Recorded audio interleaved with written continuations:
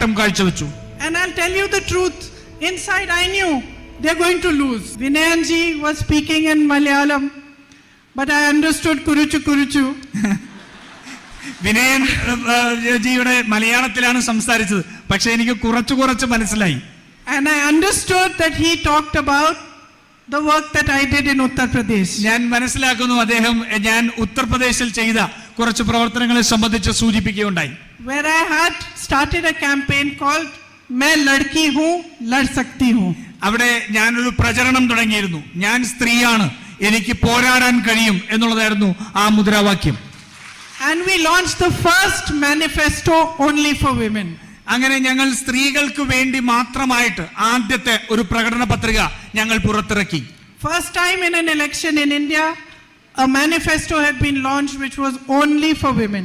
ഒരുപക്ഷെ ഇന്ത്യയുടെ തെരഞ്ഞെടുപ്പ് ചരിത്രത്തിൽ ആദ്യമായി സ്ത്രീകൾക്ക് വേണ്ടി മാത്രമായിട്ട് ഒരു പ്രകടന പത്രിക ഇറങ്ങിയ തെരഞ്ഞെടുപ്പായിരുന്നു അത്. And we announced that 40% of our candidates will be women. ഞങ്ങൾ പ്രഖ്യാപിച്ചത് 40% സ്ത്രീകൾ ഞങ്ങളുടെ സ്ഥാനാർത്ഥികളായിരിക്കും എന്നാണ്. And with great difficulty we found 40% of candidates which were women. വളരെയേറെ ബുദ്ധിമുട്ടിക്കൊണ്ട് ഞങ്ങൾ ആ 40% സ്ത്രീകളെ കണ്ടെത്തി. And they were strong women. അവർ വളരെ ശക്തരായിട്ടുള്ള സ്ത്രീകളായിരുന്നു. And each one fought as well as they could fight. അവര് വളരെ ശക്തിയോടുകൂടി ആ തെരഞ്ഞെടുപ്പിൽ പോരാടി. They fought in the most difficult circumstances. അവർ ഏറ്റവും ബുദ്ധിമുട്ടേറിയ സാഹചര്യത്തിലും അവർ ശക്തമായ പോരാട്ടം കാഴ്ചവെച്ചു. And I'll tell you the truth. Inside I knew they're going to lose. ഞാൻ ഒരു സത്യം നിങ്ങളോട് പറയാം. എന്റെ മനസ്സിൽ എനിക്കറിയാമായിരുന്നു അവർ ആ തെരഞ്ഞെടുപ്പ് പരാജയപ്പെടാൻ പോവുകയാണ് എന്നുള്ളത്. And all except one lost.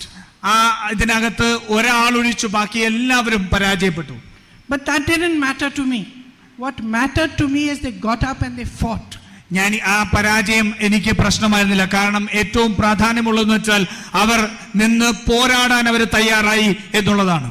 What mattered to me is that we attracted the attention of the whole of India, of all the political parties towards the women's manifesto. എനിക്ക് ഏറ്റവും കൂടുതൽ അഭിമാനത്തോടെ തോന്നിയത് രാജ്യത്തുള്ള മുഴുവൻ ജനങ്ങളും മുഴുവൻ രാഷ്ട്രീയ പാർട്ടികളും ആ സ്ത്രീകളുടെ പോരാട്ടത്തെ ആ പ്രകടന പത്രികയെ നോക്കി ശ്രദ്ധിച്ചു എന്നുള്ളതാണ്. And I'm very proud to say that after that I have seen in many states different political parties, even the BJP, announcing many of the schemes which were in our manifesto for women just before the elections. എനിക്ക് അഭിമാനത്തോട് പറയാൻ കഴിയും അതിനുശേഷം മറ്റു പല സംസ്ഥാനങ്ങളിലും എല്ലാ രാഷ്ട്രീയ പാർട്ടികളും BJP ഉൾപ്പെടെ എല്ലാ രാഷ്ട്രീയ പാർട്ടികളും സ്ത്രീകൾക്ക് വേണ്ടിയിട്ടുള്ള പ്രകടന പത്രിക ഇറങ്ങുന്നത് അതിനുശേഷം ഞാൻ കണ്ടു.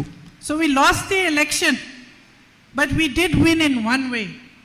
What we won was that we showed every political party that they can no longer ignore